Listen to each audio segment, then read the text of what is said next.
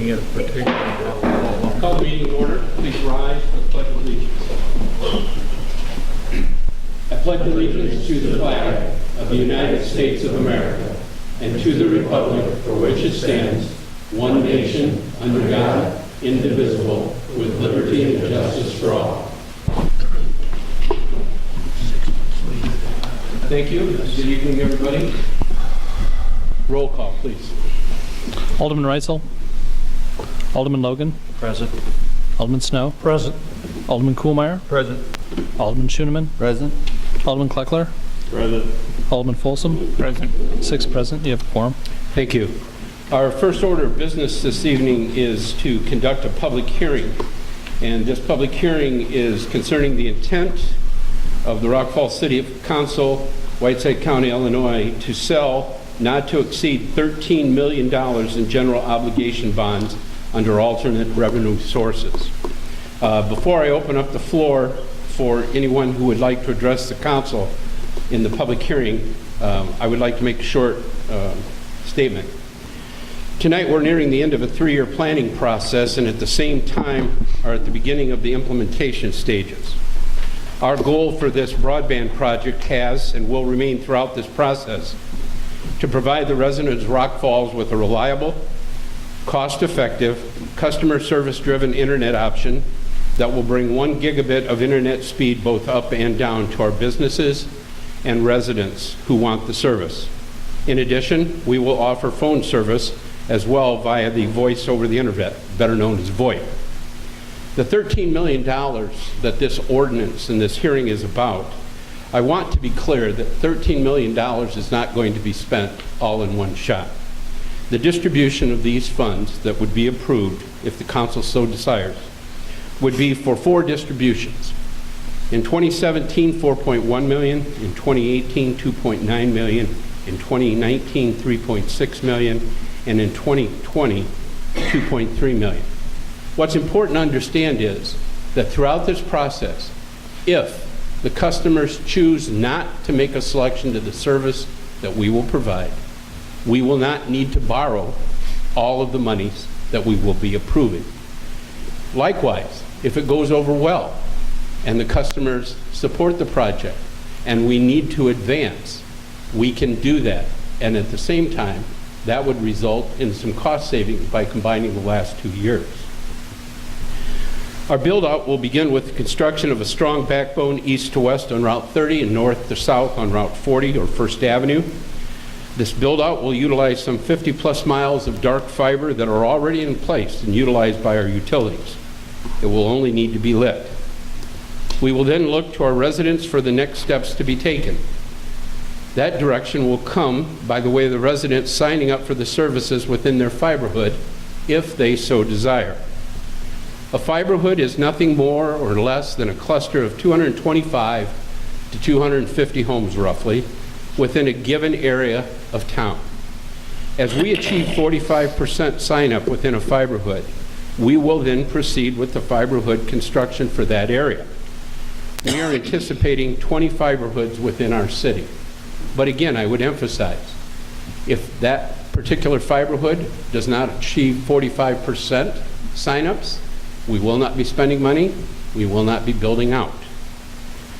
That provides financial security for this whole project. It's not $13 million in one shot. It's slow, collaborative effort to build this system out to our residents and businesses that want it. This undertaking of making Rock Falls a gigabit community will greatly enhance our businesses, our education centers, the quality of life for the residents, produce new job opportunities, and at the same time, and most importantly in this day and age, enhance our economic opportunities. So with that, I would like to open the floor for anyone from the audience who is here this evening to speak for or against the issue. And I would first ask the city clerk if you have received any written correspondence from anyone within the city that needs to be put into the record. Have not. Have not. So at this time, if there's anyone in the audience that wants to speak to this, I would ask you to come to the microphone and identify yourself and share.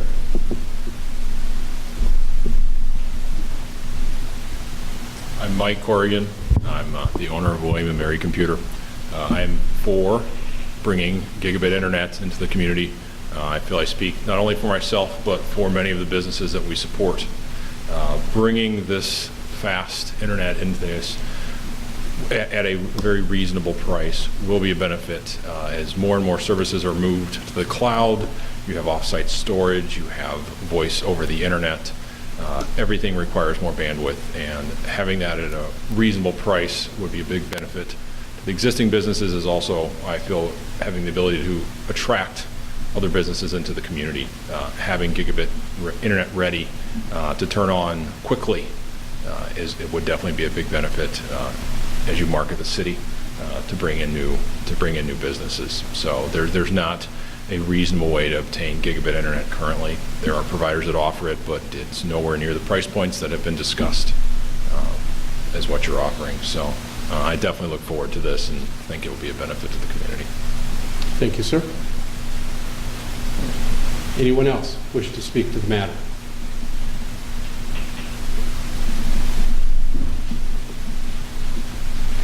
Hearing none, the chair would call for the closure of the public hearing if we've done our due diligence in regards to state statute and allowed for public to provide both written, of which there was none, and to speak directly to the council, of which there was one member.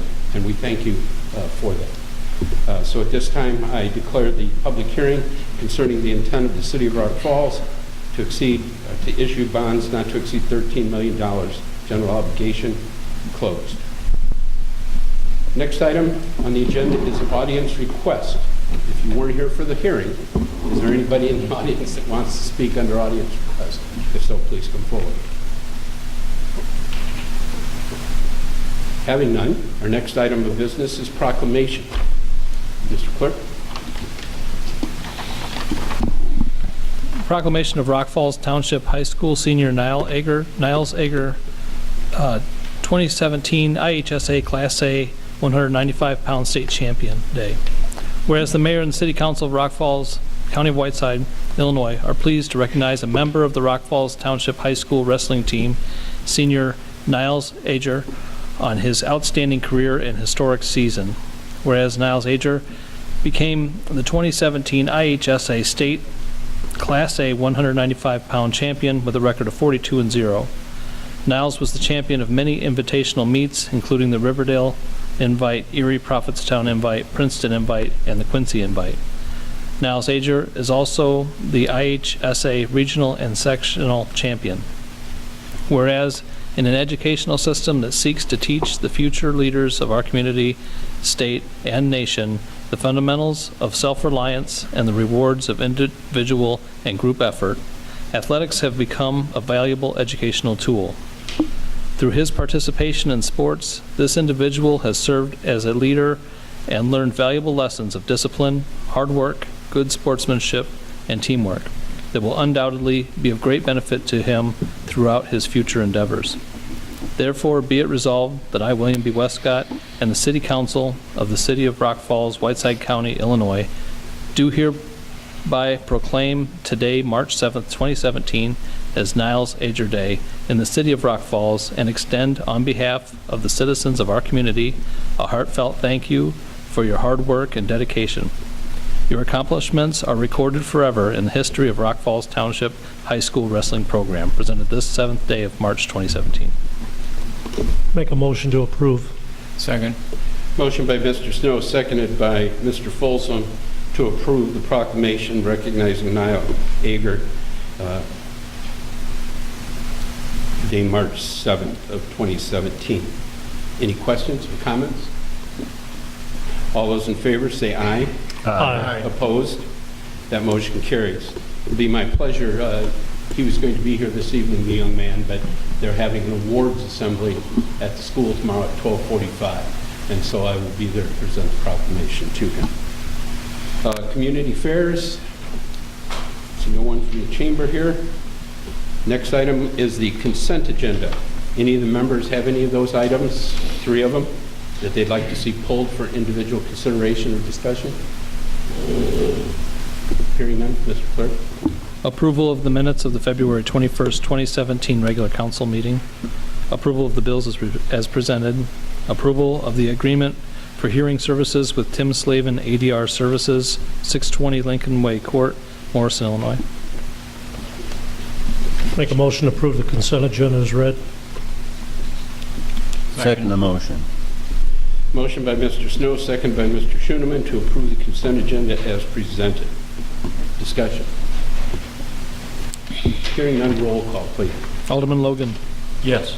Alderman Snow. Yes. Alderman Kuhlmeier. Yes. Alderman Schoeneman. Aye. Alderman Kleckler. Yes. Alderman Folsom.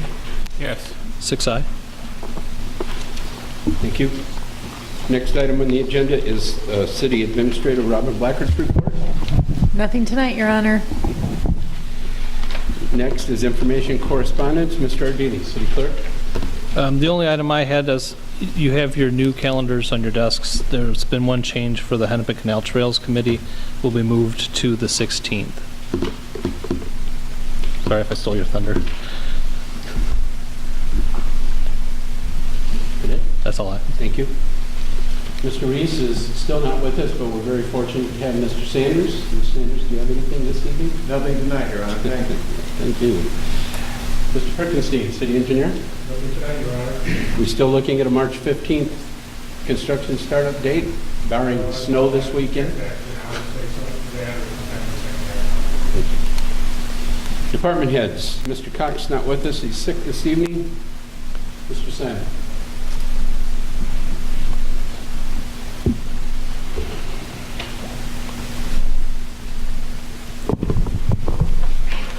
Good evening. I'd like to seek approval for the directional boring quotes from Kirby Cable Services, Inc. In the amount of $23,410. Move for the approval. Second. Motion by Mr. Kuhlemeyer, second by Mr. Logan for the approval of directional boring quote from Kirby in the amount of $23,410. Mr. Simon, would you just a real brief what this project is? This project consists of 3 different bores. One bore is at the Rock Falls High School. They're putting an addition on, and our power lines are too close to the building, so we're going to put them underground.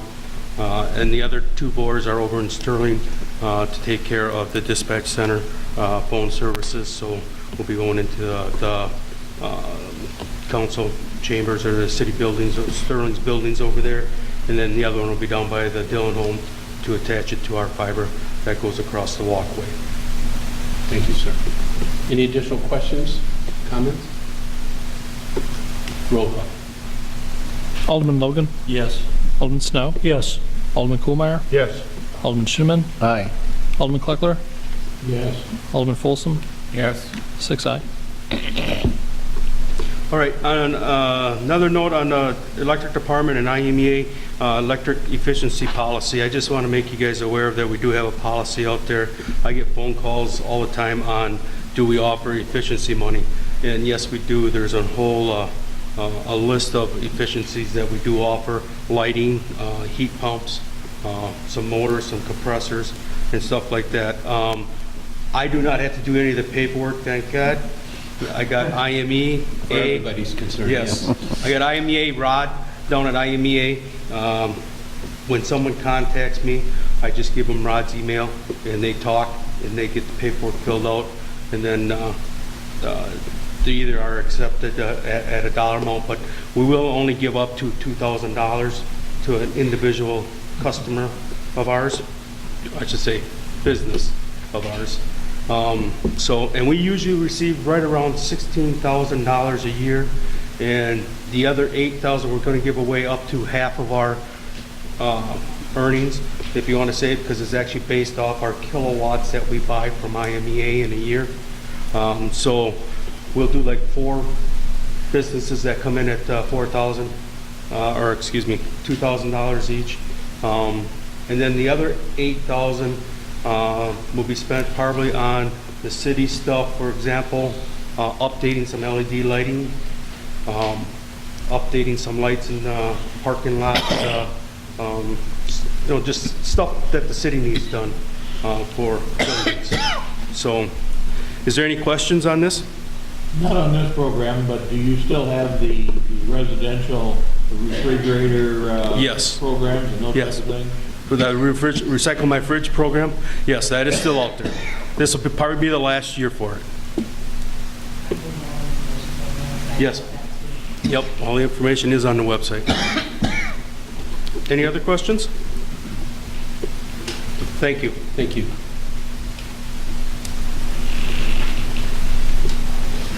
Chief Nelson. Thank you, ma'am. Chief Cook. And happy birthday to you. You're very welcome, sir. I've been waiting all day since the department head meeting to say that. Very good. Mr. Saric? Mr. Padilla? Nothing tonight. Thank you. Mr. Spinka? Hatfield? Janelle? Ward reports. Ward 1, Mr. Logan. Tonight, Your Honor. Of course not. Ward 2, Mr. Kuhlmeyer. Yes, I'd like to offer my congratulations to Geneva Dustler. She's one of our close neighbors up here. She achieved her 101st birthday recently, and I think that's a notable achievement. So, Geneva, happy birthday. That's all. Thank you, sir. Mr. Snow. Nothing, Your Honor. Thank you. Ward 3, Mr. Shinman. Nothing from the ward. Mr. Proclamation. I guess if maybe I could put Chief Cook on the spot and have him explain the tornado warning sirens, operations, what they mean. I've had other people ask questions since we've had some bad weather, and I said I don't exactly know what they mean, except if it's blowing and it's supposed to be a tornado headed our way. Well, you're referring to the outdoor warning system? Yes, yes.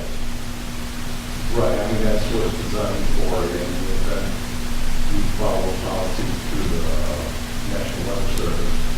And if it's imminent, in that respect, where it's 5 miles beyond the fire protection district in the path, those may activate. But the best thing is a weather radio. The outdoor warning system is designed, it's actually old technology from years back to notify. That was the only notification years ago. But today with the weather radio, so we need to look at those and we can assist programming those with the code 4, like that town in our area. Actually, the tower for the weather radio is on Mount Hill Road. That's, we don't want you without,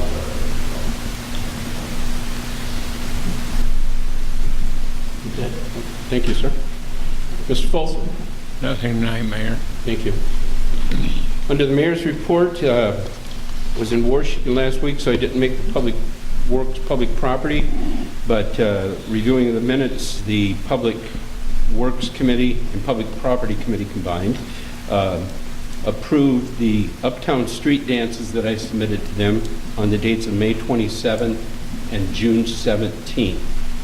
And so that recommendation is coming to you from them, and I would entertain a motion for the council to approve those. These will be for blocking off the West 2nd Street area for activities up there like we used to have street dances. We're going to try some of them, see how they go. Hopefully they'll be well received by the public. The businesses up there are putting this together, so they've asked for this, and they have some other things that they would like to do this year as well, and we're going to see how this goes and proceed accordingly. They're planning something for the 150th, but we won't get into that yet tonight. Make a motion to approve. Second. Motion by Mr. Snow, second by Mr. Logan to approve the Uptown Street Dances May 27th and June 17th. And for the council's information, I have met with Chief Nelson and Commander Coit in regards to this and stuff, and we're taking all the necessary steps to ensure that safety and stuff is adhered to. And they will not exceed by 9:30, 9:45 because of the 10 o'clock noise limit in relationship to the nearby resident area on 2nd Street. Mayor, if I read it correctly, it's Second Avenue to Fourth Avenue, right? The first, yeah, Second Avenue to Fourth Avenue for these events. Right. Right, yes, thank you. I think which events we were talking about. We're at. Any other questions? All those in favor, say aye. Aye. Opposed? Motion carries. I'd like to just real quickly report on the APPA legislative rally. Myself, Mr. Schoeneman, and Mr. Simon were out in Washington, D.C. last week. As always, I think it's a wonderful time. We had some good classes and made it to the Hill to see our newest senator, Senator Tammy Duckworth, and speak to her about the city of Rock Falls on Tuesday. And then on Wednesday, myself and Mr. Schoeneman and Mr. Simon went to Representative Bustos' office, as well as we had the pleasure of going to Mr. Durbin's office and spending some significant time. This year, the legislation that we were promoting, a couple of them are repeats, but there's still grave concern, and probably even more than there has been in the past, about the government in Washington maybe pulling the municipal tax-free bonds and no longer having them available to municipalities and governments for projects. And since 77%, I think was the figure that was used, of the projects that are done by municipalities and government utilize that funding source, it would be a real shame, because basically many communities would not be able to go out and do these bonds. One of the things, as the leader that our Illinois Municipal Electrical Association, we went there loaded with information concerning projects that, in this particular case, Rock Falls, and including these, what the hearing was about tonight, over the last 5 years with this, we would have accumulated bonds of about $26 million. And because we were able to get them through the municipal tax-free bond programs, we're going to save over the life of them about $3.1 million. And that's quite a bit of savings for any community to be able to do that. There are no alternatives. The two alternatives are direct pay, and the other is tax credits. But I was in a half-a-day session while Mr. Schoeneman was learning about governance, and the primary focus of that was to say that there is no programs currently available that would pick up the slack for municipalities and governments in regards to infrastructure, building, repairs, modifications, whatnot. So there would be a pretty drastic hole to fill. Some of the things that they're looking at, if it's not eliminated completely, would be to reduce the amount of classifications, because there are quite a few classifications that can use this. Some of the other things is that they're looking to reduce the amount of bonds to a per capita amount versus what you actually need for the project. All of those ideas really bring no resolve to the matter of funding that municipalities and governments need for projects. One of the other big issues is pole attachments. A lot of talk about that. And last but not least, the continued markets of PGM and MISO. You know, we as a member of the Illinois Municipal Electrical Association are part owners with other communities in a coal-fired plant down in southern Illinois, and it runs at 80-some% efficiency. It's one of the best in the nation. The sad part is the power that we produce, we sell on a market. That's not a bad thing. The bad part comes is that the communities that are in northern Illinois, in order to get that power that we sold wholesale in a market, we have to pay a higher price to get it to our ultimate end users, to the expense of about $14 million a year to the IMA.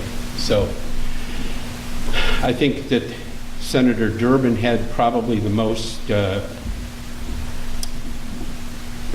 best response to this discussion, because last year we hit them up with the same thing, and that is that since Illinois became deregulated, that's when this whole problem started. And there's no easy solution, but what we're seeing happening, and will happen even more, is that current sites that generate power to go onto the grid for Illinois and perhaps nearby states are not going to be able to make it with these markets doing what they do. And as a result of that, we'll lose power off the grid and have to start looking for alternative sources or alternative markets that basically it'll be what the market can bear to pay. So all of those things are going on, and were brought to the legislators' attention. The last thing that I have to report on is I had put down here road projects for 2017. Again, I apologize, was not at the Public Works Committee, but I've read the minutes that were taken of that. I would encourage, as we're working on what roads we're going to do for this coming year, I just want to encourage all of you to, and ask Eric, if you'd get the minutes from that meeting into everybody that's not on the committee as well as boxes, review the minutes as to what direction the Public Works Committee was suggested going. I don't mean to begrudle anybody, but I really need all of you to look at the direction, because these are going to be roads within your own wards. We want to do away totally with the oil and slag program. If we want to go to resurfacing, et cetera, because you all turned in roads to that project report. So please take an opportunity to look at those. If you have any questions, I would suggest that you direct them to Mr. Reitzel's the chairman. I know Rod was there, Jim was with me, so he can't, but they had a discussion about it, and I think that you need to be aware of that discussion, because it's going to affect what we move forward. I think it's important to remember that our residents trusted us with the increase in sales tax that we went to. And the purpose of that was we knew it was, no matter what we did, we were not in a position to catch up quickly or overnight. But we need to be doing as much as we can, including the alleyways. And from my understanding and reading the minutes, the alleyways are not even going to be addressed. So just want you guys to read the minutes, be informed, and if there's any additional comments or whatever, we can even get this back on the next agenda for reconsideration and further talks. But just wanted to throw that out there. We need to go into executive session this evening. So at this time, the chair would entertain a motion to go into executive session for collective bargaining, section 2C2, to do with the IAFF Local 3291 contract. So moved. Second. Motion by Mr. Kuhlmeyer, seconded by Mr. Logan, to go into executive session. And for the press members that are here, before we do roll call, it should not be very long at all. If you'll hang around, we will have a motion item when we come out. So, Definitely. roll call, please. Alderman Logan? Yes. Alderman Snow? Alderman Snow? Yes. Alderman Kuhlmeyer? Yes. Alderman Schoeneman? Aye. Alderman Kleckler? Yes. Alderman Folsom? Yes. 6 aye.